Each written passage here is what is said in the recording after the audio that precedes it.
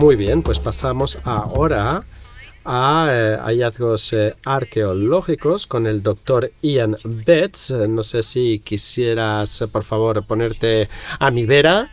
Y aprovecho para presentarte. El doctor Betts es doctor por la Universidad de Bradford en Yorkshire, con una tesis que lleva por título The Brick and Tile Industry of York to 1750.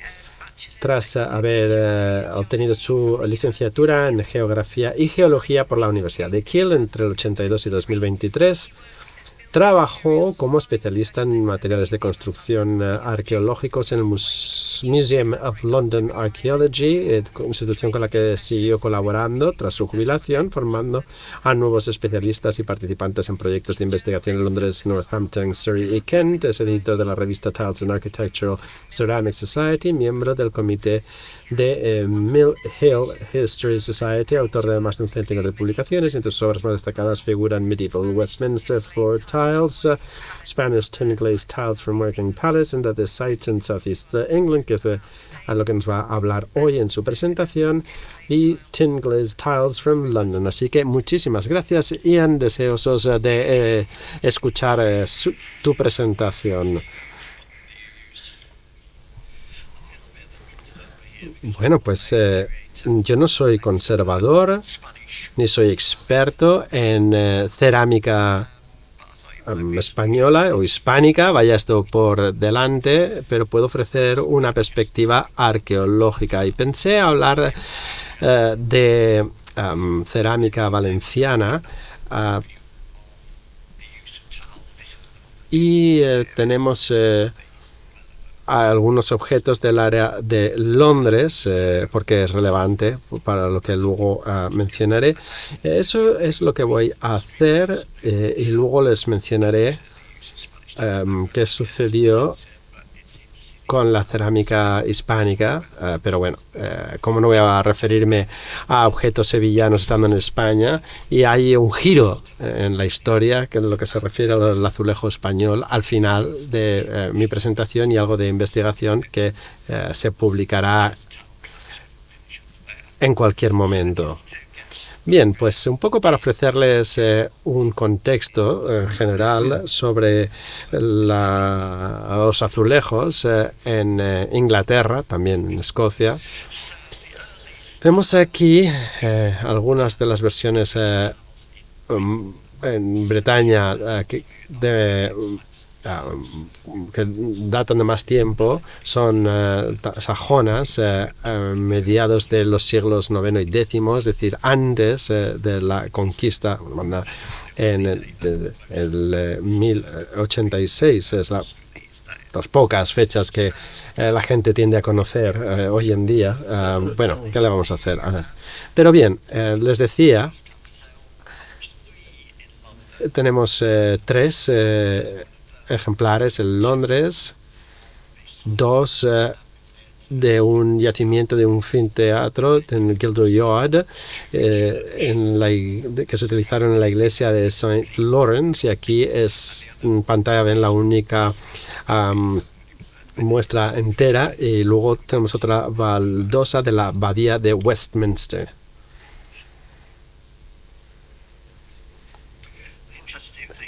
Lo interesante, por cierto, antes que nada, les decía que lo interesante es que tiene juntas que separan los colores esmaltados, y en cuanto a la datación, sabemos que se hicieron en York, en el norte de Inglaterra. Hicimos un análisis científico que lo respaldan, y luego en los Midlands de Inglaterra, en la zona de Coventry, tenemos el norte de Inglaterra abajo, los Midlands, y este es un yacimiento diferente.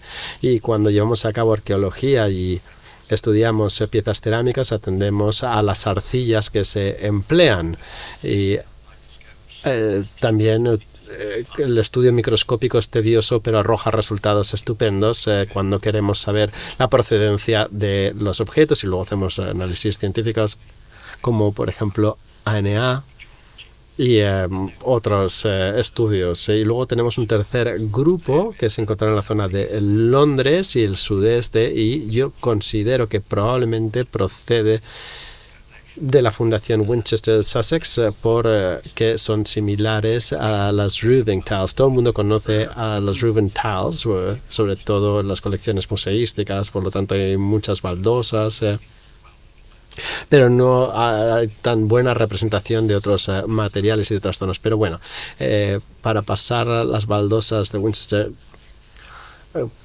que era un producto que se apreciaba menos, y que seguramente procederán de aquí. Las de Londres son muy parecidas a las de Winchester, no están fabricadas en Londres, eso desde luego. Entonces quizás estamos a una itinerancia. Empezaron en el sur, pasaron a los Midlands y luego al norte de Inglaterra, o al revés, del norte de Inglaterra a las Midlands, y de ahí viajaron hacia el sur. Pero aquí tenemos unas baldosas que no solían ser tan itinerantes. Y lo que se trasladaba eran los azulejos y no los artistas. Bueno, el primer grupo principal se llama los azulejos de Westminster, reconocidos en la abadía que lleva su nombre, fechados, bueno, aquí lo ven, entre el 1250 hasta el 1300-1310, no sabemos con exactitud, pero luego tenemos en Westminster, en Farrington Road, este horno. No se aprecia tan bien porque, bueno, ahora está construido por encima y se destruyó. Y esta es mi área de estudio, que es intentar catalogar todos los ornamentos en Westminster, intentar sacar de aquí y de allá, colocarlos juntos, y la verdad que me lo pasé pipa. Y bueno, pues digamos que esta no es la mejor calidad del mundo, pero bueno, vemos unos diseños, unos motivos diversos. Está en la colección de anticuaria y arqueológica del Museo de Londres. Y bueno, pongo aquí un mapa con Londres en el centro. No sé si está marcado, pero hay un cuadradito en el centro. Ahí es donde se fabricaron y luego se desplazaron, porque no es que hubiera alfareros saltando de un sitio a otro por el país, sino que vemos las arcillas que son idénticas de las de Londres aquí. Entonces son las baldosas y no los fabricantes quienes pasaron de unas ubicaciones a otras. En cuanto a su utilización, están por todas partes. Muchos monasterios, abadías, parroquias, palacios reales, y por lo tanto su empleo estaba generalizado en edificaciones de piedra de gran envergadura. Y luego también hemos encontrado cerca restos de hornos ya destrozados, y luego hemos encontrado también en otros yacimientos organizaciones religiosas en York, y por tanto no es infrecuente que fueran órdenes religiosas quienes adquiriesen estos azulejos. Y esto no pensaba yo hacerlo, me lo iba a saltar, pero he pensado, bueno, es información de la que nadie sabe nada, porque va a ser publicado, pero bueno, vemos aquí que en 1300-1305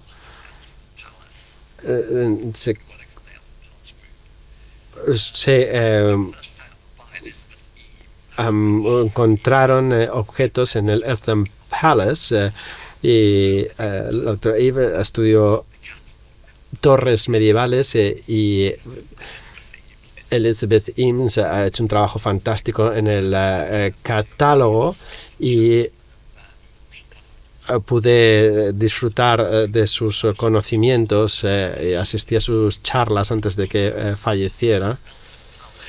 Así que aquí tenemos el Eltham Palace y tenemos en la capilla de Belch de 1305 los primeros objetos, y esta capilla está a la derecha, mientras que a la izquierda tienen una adición, una expansión. 1907. Bueno, pues, si van a Londres, por cierto, si quieren ver el estilo de 1930, el Eltham Palace es sublime, un edificio fabuloso y pues es Art Deco fundamentalmente, imagen, pero bueno, ya dejo mi pequeña publicidad de este lugar. Y aquí continuamos, ¿les parece? Durante mucho tiempo no sabíamos la procedencia de esto. Yo sabía por la distribución, que nos cuenta mucho sobre la procedencia. Aunque uno no se sepa por la distribución, muchas veces se puede uno hacer una idea. Entonces dijimos, quizás West London o quizás East Kent. Hace unas semanas la persona que me ha sucedido ha encontrado en Sunwich unos objetos exactamente iguales, y me lo dijo emocionadísimo. Por lo tanto, tenemos un segundo centro de fabricación en Londres. Esto no aparece en ninguna publicación porque esta información está recién salida del horno. Entonces vi estos objetos que primero se lavaron y luego se secan, y la verdad es que fue tremendamente emocionante. Bueno, por darles un poco unas pinceladas, esto será relevante más tarde. Tenemos estos azulejos Penn que están por todas partes. Se utilizaban cuanta menos arcilla posible. Y a veces cuando lo intentaban aplanar, pues había borrones, sobre todo en los extremos, pero suele haber catedrales, iglesias, abadías. En Londres hay estos templos que en prácticamente todas partes tenían este tipo de decoración. La mayoría vienen de 1350 a 1390. El último ejemplar es de 1388, pero lo hemos redondeado en 1390, y aquí tenemos la distribución de estas baldosas Penn. Y no se ve muy bien, pero hay un cuadrado negro que pone London. Y luego, hacia arriba a la izquierda, tenemos Penn, donde tenemos esa otra concentración de puntos. Un lugar maravilloso. Ahí es donde van los famosos. Cuando quieren jubilarse, pues se van a esta zona, ¿no? Fantástica. Pero es un yacimiento fabuloso. A lo que voy. Cuando se terminaron de fabricar, hacia el final de la década de 1390, quedaron, por tanto, en Londres, en Surrey, hacia el oeste, y ya no se hacían más. Entonces, cuando llegaron los objetos valencianos, no había competencia. Entonces, si quieren saber cómo es que llegaron los objetos cerámicos valencianos hasta Londres y otros sitios, es pues porque es que no había otras baldosas decorativas que se fabricaran. No había competencia. Entonces, no estoy diciendo que no hubiese ninguna baldosa hecha más allá del siglo XIV. pero eran de los Países Bajos, flamencos, por así decirlo, y la verdad es que eran, permítanme, un poco más aburridas. Pero bueno, esto se distribuyó por toda la costa este de Inglaterra y Escocia, por lo tanto vienen por el Mar del Norte de Bélgica y Países Bajos, llegan a Escocia, los vemos en Yorkshire, hasta Londres y más al sur en Kent. Y no hay estudio general, creo que hay un doctorado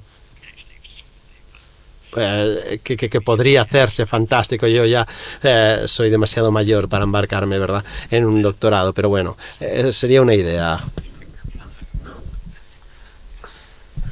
Aquí tenemos los distintos colores, en amarillo, marrón, negro, todos con patrones bastante identificables. Aquí vemos este suelo in situ, hay muy pocos de ellos.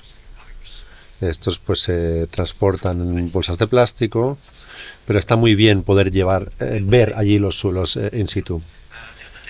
La otra diferencia es, bueno, no es que cambien mucho, pero en este periodo se decidió hacer algo un poco más drástico. Entonces cambiaron el tamaño un poquito a 9 pulgadas, un pequeño cambio de tamaño respecto de las flamencas. Eran un poquito mayores y bueno, no está mal el cambio. En los 80 iba desde los años 50 al siglo XVI. Bueno, pues también se introdujeron otros materiales.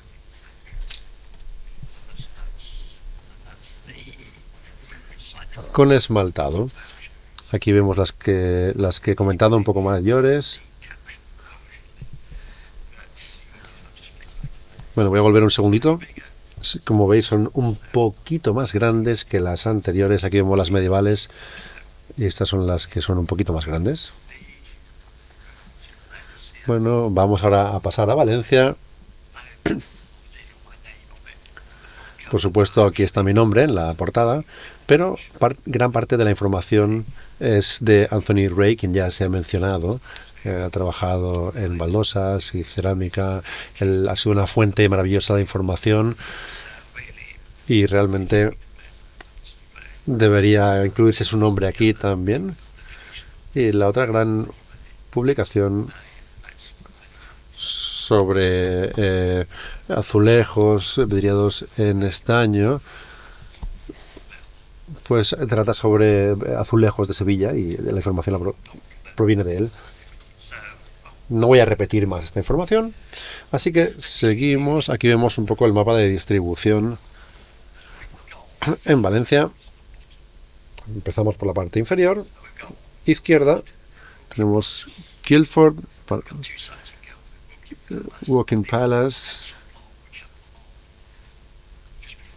Aquí el pequeño trazo. Vemos aquí en Londres, no había cuando esto salió, pero ahora sabemos que provienen realmente de Londres.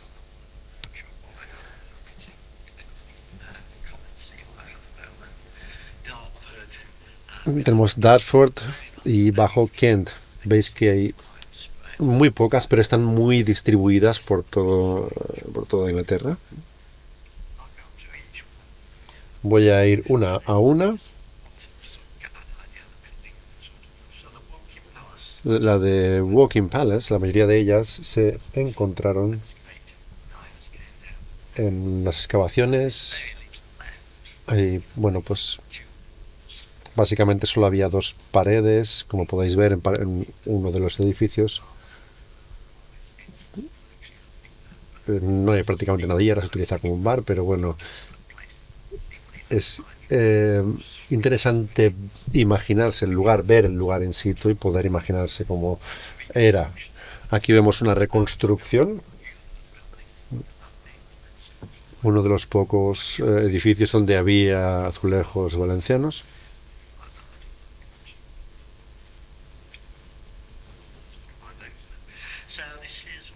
Bueno, hay básicamente 6 diseños que hemos identificado.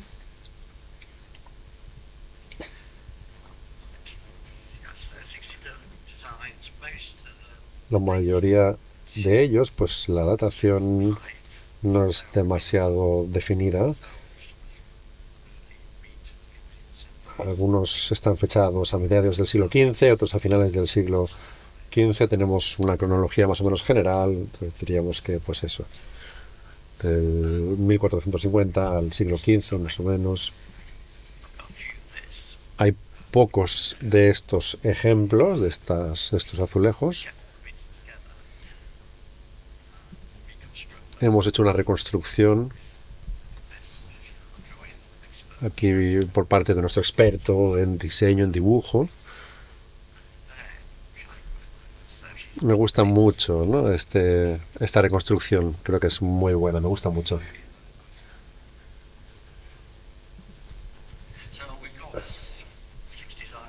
Tenemos entonces 6 diseños, 5 son cuadrados, pero también hay uno rectangular. En función de lo que hemos visto con las baldosas medievales, creo que estas están, digamos, en una tira perimetral, ¿no? Por ejemplo, hay paneles decorados, digamos, paneles de azulejos separados por una línea, y creo que esta rectangular es una de esas líneas, ¿no? Que son, digamos, azulejos perimetrales de los bordes que se repetían. No lo sabemos exactamente, pero pues más o menos tiene sentido.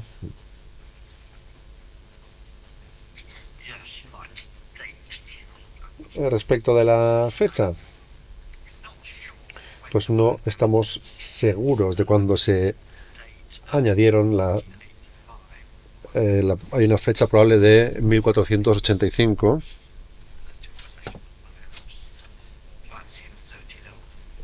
o tal vez en 1505, cuando Enrique VII decidió transferirlo al Palacio Real. Parece que esta fecha podría funcionar mucho mejor, la de 1485.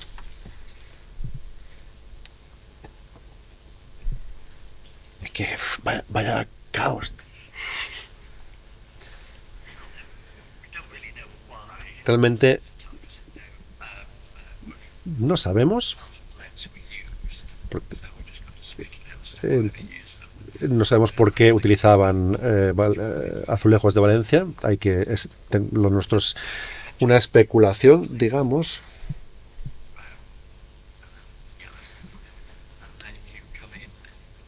Bueno, tal vez porque llevaban utilizando durante muchos años azulejos con los mismos colores, y ahora de repente entraban nuevos diseños espectaculares con muchos colores, y pues entraba en juego el factor de la impresión, de lo impresionante que les parecían estos diseños. Parecía como un símbolo de estatus, ¿no? El tener diseños más modernos, tan impresionantes en los edificios. Esto es lo que pensamos que ocurría.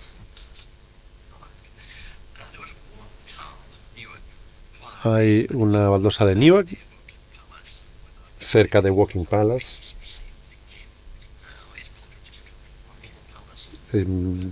Yo al principio pensaba que tal vez venía de Walking Palace, pero tal vez me equivocaba con esta suposición.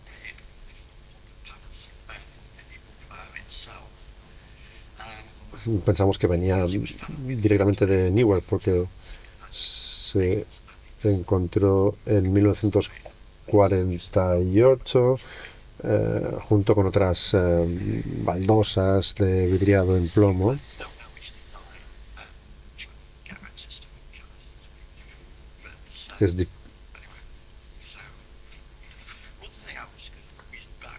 Bueno, voy a volver un momento atrás, si me lo permitís.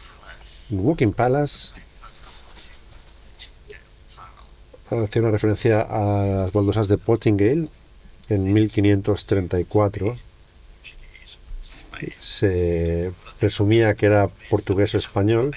El problema es que no tenemos azulejos de Walking Palace que se ajusten a ese periodo, a esa fecha. Así que si hay alguien que tenga idea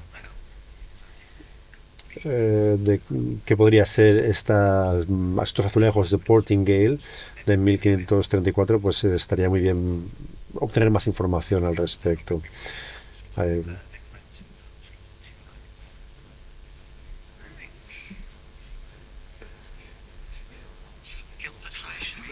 pues ahora pasamos a Guildford High Street.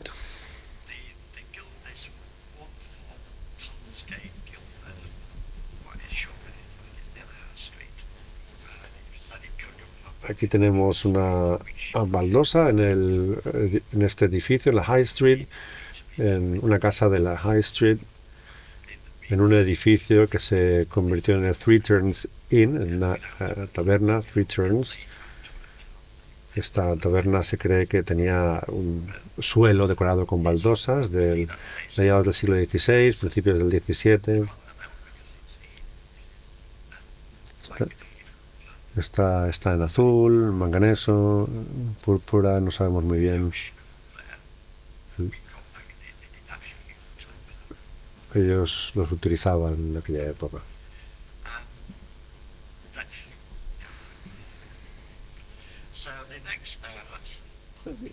La siguiente, tenemos aquí otra de Walking Palace.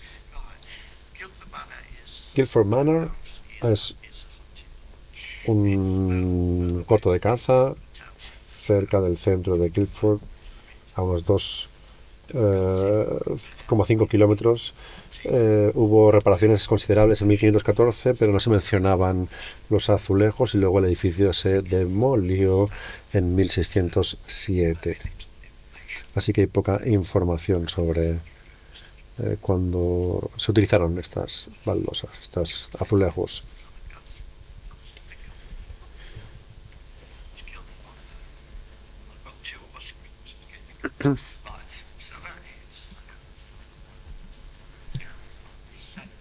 Vale, esta es la del centro de Guildford y esta es la de Guildford Manor,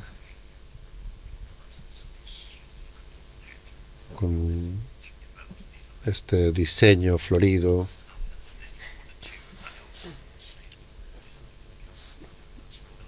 Aquí tenemos otra que está dibujada, el del diseño.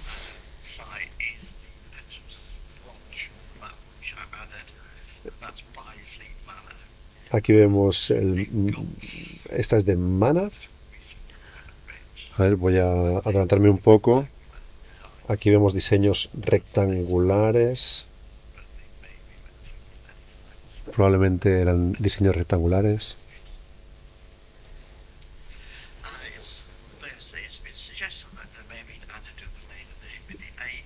Tal vez estos fueron añadidos durante el reino de Enrique VIII, entre 1509 y 1547, cuando Byfleet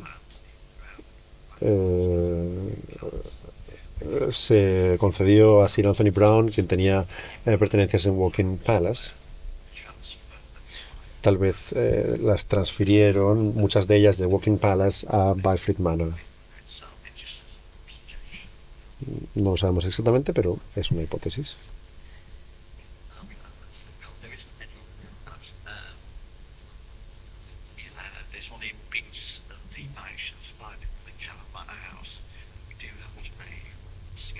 Aquí tenemos un pequeño dibujo, no hay registros en esta casa de Byfleet Manor, pero sí que tenemos este dibujo. Tal vez en este edificio de aquí podrían verse los azulejos valencianos.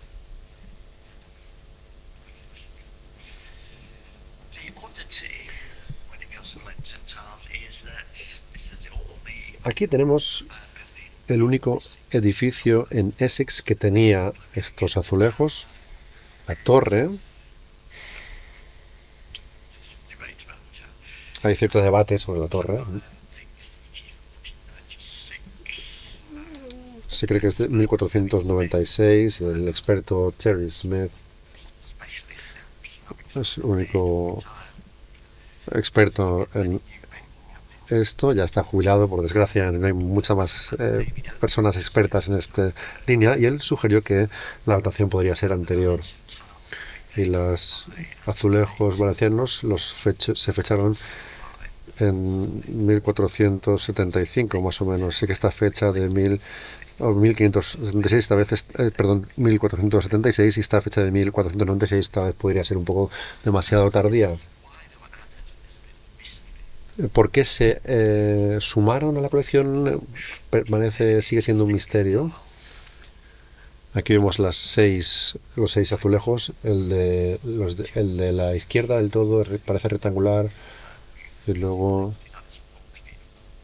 vemos otras con unas hojas de roble. Por desgracia está un poco sucia porque está en una calle principal y no está en el mejor estado. Y tal vez su adición es un misterio porque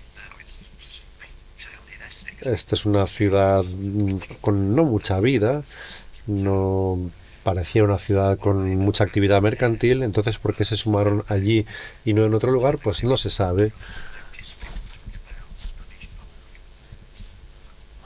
Tal vez porque ya se hablara de los diseños de baldosas españolas en las paredes, pero no sabemos ejemplos exactos de torres medievales, perdón, de azulejos medievales en estos edificios. No sabemos muy bien, no hemos podido aclarar el motivo.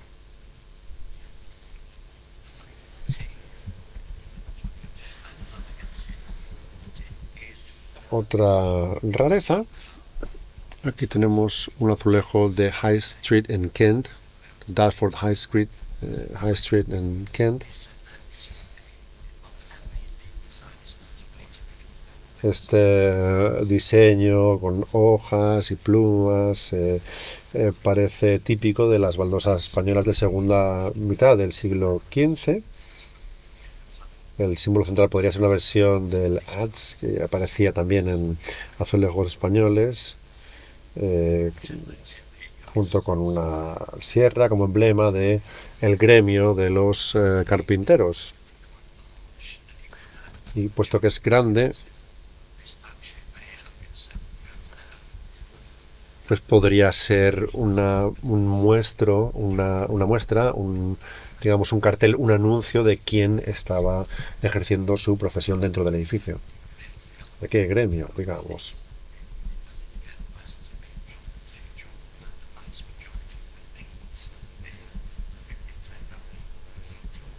Esto era una práctica habitual, poner este tipo de azulejos para indicar que había carpinteros en los edificios.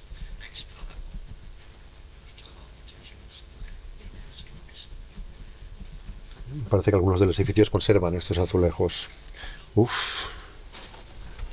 Vamos a Londres.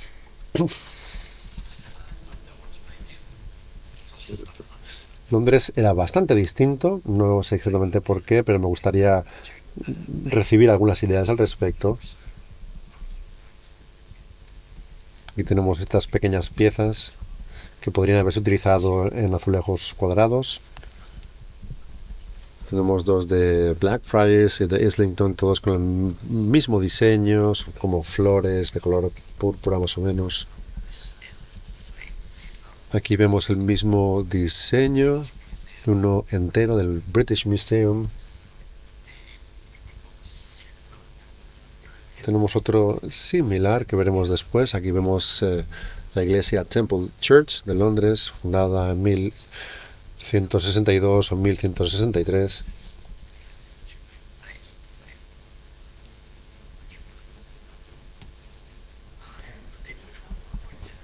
Lo importante en Temple Church es que hicieron trabajos de restauración en los años 40 del 1800. Y vemos que los diseños son exactamente iguales a los de los azulejos valencianos. Sí. No tengo ni idea de lo que es este puntero, pero ha sido muy interesante ver esto.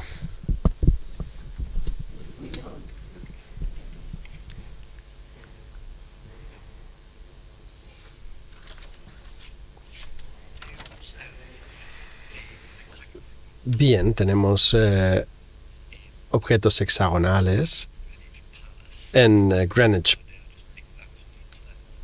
Palace. Esto lo he fusilado de internet, no sé de dónde sale, como hace la mayoría de la gente, pero bueno, un palacio de envergadura y que seguro hubiese estado decorado con fabulosa cerámica valenciana. Aquí vemos un trocito.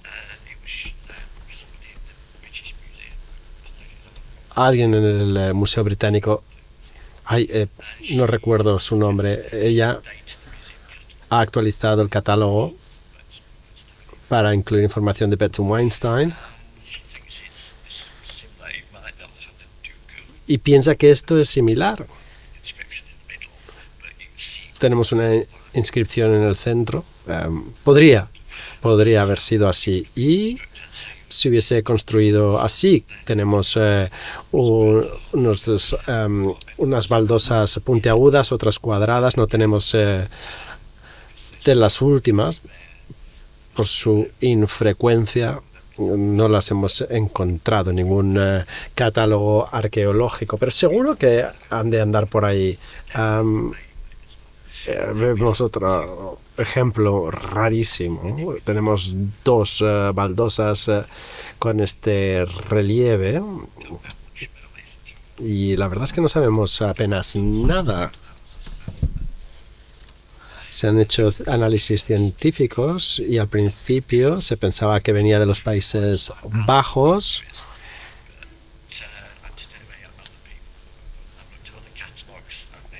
Y he estado estudiando distintos catálogos y bueno, que si lo comparamos con los diseños de Walking Palace, son parecidos, ¿verdad? Con estos elementos muy parecidos, uno plano, otro con relieve, todos ornamentos, motivos entrelazados. Solo tenemos dos. Y el misterio es por qué son distintos los objetos encontrados en Londres procedentes de Valencia. No tenemos ni idea, así que sus ideas son más que bienvenidas. Y bueno, vemos aquí Sevilla, pasamos a Sevilla y ahora voy muy rápido.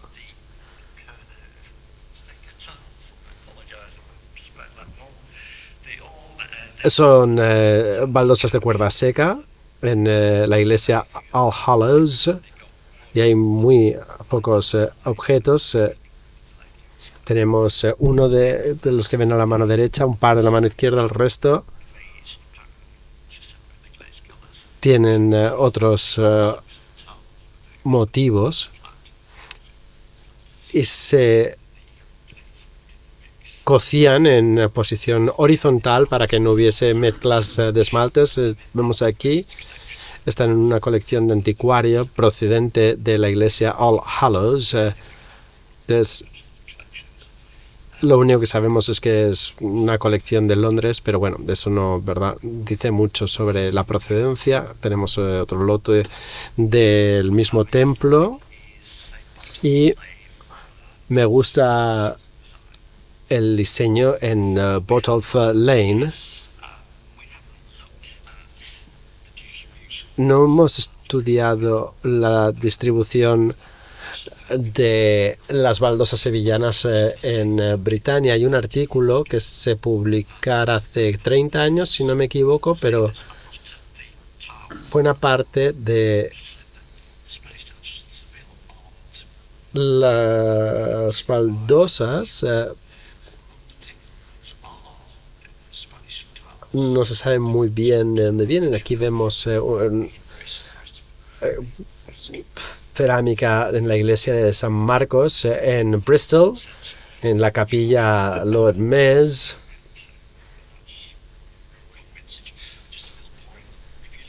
Y si nos fijamos, vemos un suelo y se aprecian unas baldosas que se ven en muy buen estado y otras emborronadas es que se han reutilizado estas últimas. No es que unas se deterioraran más que otras.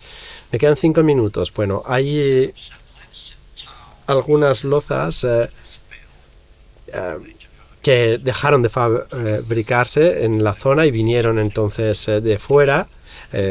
Valencia, por ejemplo, se fabricó mucho después de aquella época y se pusieron de moda. Entonces fueron muchas las baldosas que llegaron hasta allí. También venían de Amberes, de Países Bajos, Bélgica. Vemos aquí un ornamento de mosaico con algunos azulejos puntiagudos. Aquí vemos unos ejemplos del Palacio de Bridewell en Londres. La verdad es que no se ha trabajado mucho fuera de Londres sobre el origen de estos azulejos. Les digo, proceden del Palacio Bridewell. No tengo un mapa para mostrarle dónde está, pero bueno, no importa. Entonces, si les interesa, en el English Ceramic Circle encontrarán el último material que se ha encontrado y estudiado. Estoy intentando actualizar la información. Si no lo hago yo, pues tardará mucho su publicación. Entonces, bueno, recabo información de todo lo encontrado. También español. Aquí tenemos el palacio al que me he referido antes, que es enorme verdaderamente. Bien, pues tenemos azulejo de Amberes y luego el fabricado en Bretaña. Pues esto es otra historia, pero al norte del río vemos el recuadro en la parte superior izquierda sombreada, y ahí se empezaron a fabricar azulejo y sobre todo fue este vidriado al estaño por el siglo XVII. Hablo de alfarería porque básicamente era un trabajo alfarero, tanto vasijas como baldosas. En blancos son los que solo hacían alfarería, en los puntos negros son los que también se fabricaba alicatado.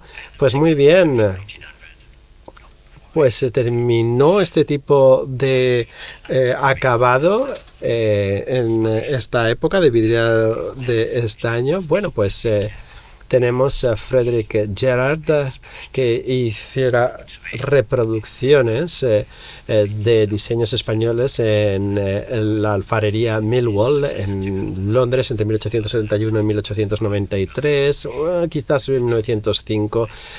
Pensamos que no llegaron las reproducciones hasta esta última fecha, 1905, pero bueno, tenemos aquí reproducciones que engañaron a muchas colecciones del mundo que pensaban que eran originales, pensaban que eran del siglo XVI, procedentes de Sevilla, y no fue así. Y aquí tienen la ubicación en Londres, en la parte superior sombreada, y luego Milway a la derecha murió por su diabetes y fabricó durante unos pocos decenios y bueno, no había manera de curar su diabetes. También tenemos azulejos para techo, fáciles de encontrar. El esmalte es lo que nos da la pista, aparte de las juntas. Vemos aquí estas reproducciones fabulosas, sin duda.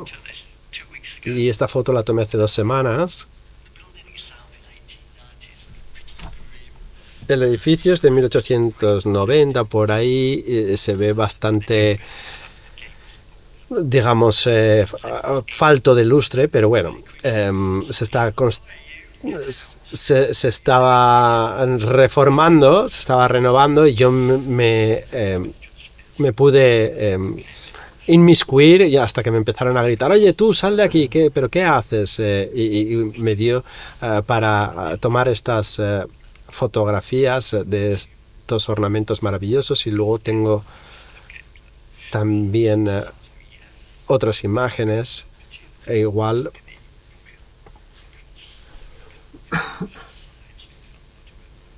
es una de las pocas imágenes que pude sacar. No pude sacar foto a todo porque, en fin, no cabía y estaba medio escondido, pero bueno, mira. Y aquí, pues, tampoco había una malla metálica que lo protegiese, pero fijémonos qué placas de azulejo español.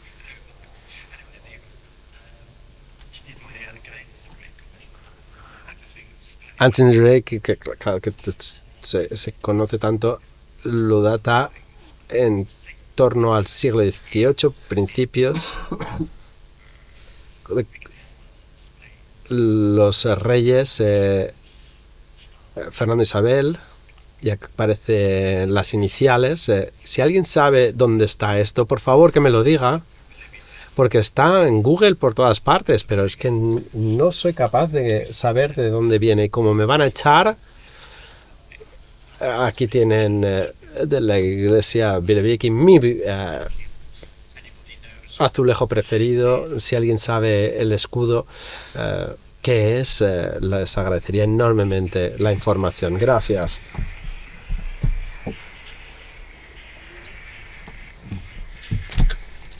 ¡Qué fascinante! ¡Qué fascinante! Disponemos de 5 minutos para preguntas y procedemos a una mesa redonda.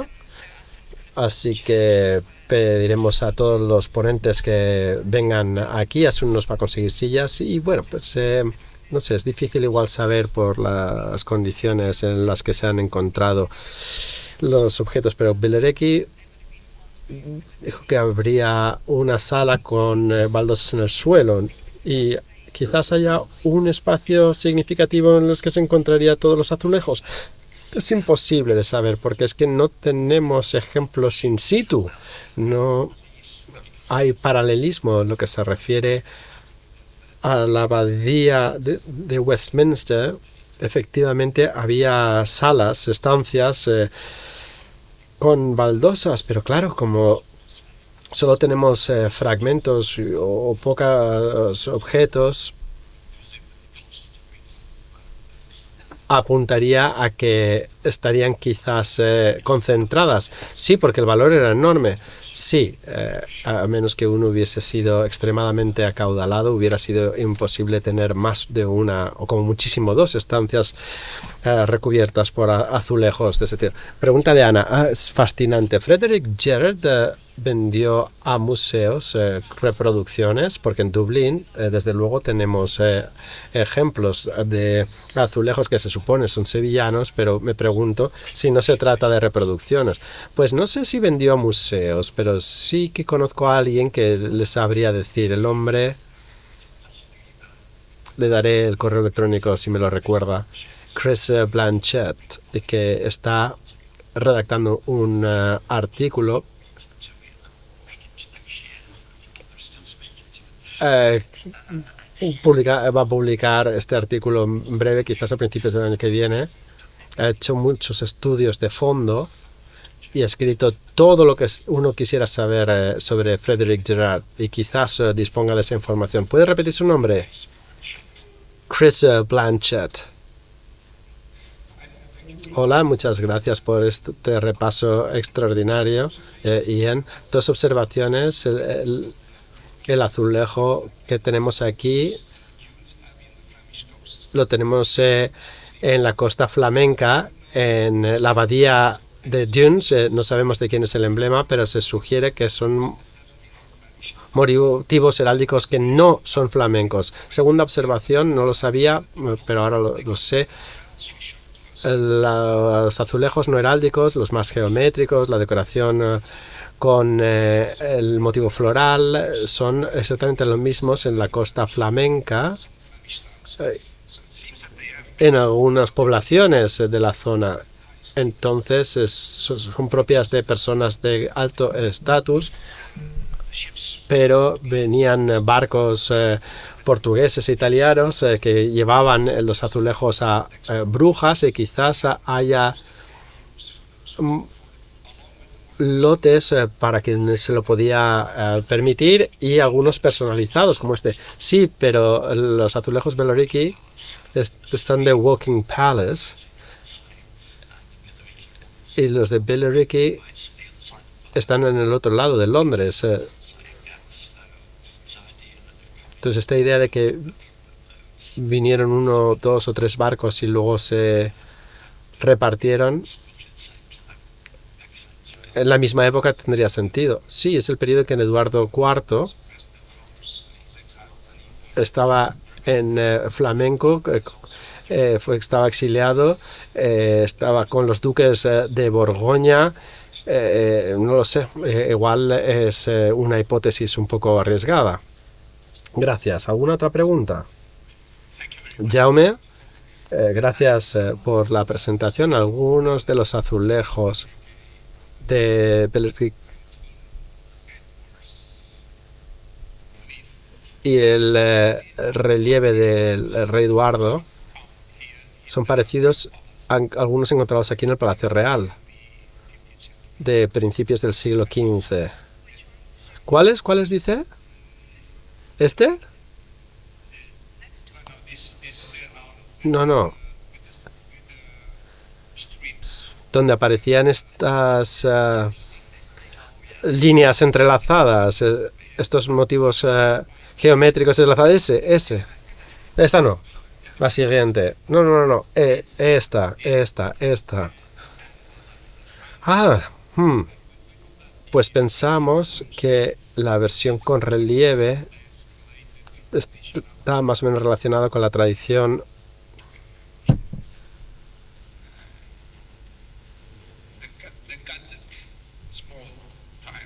de el alicatado.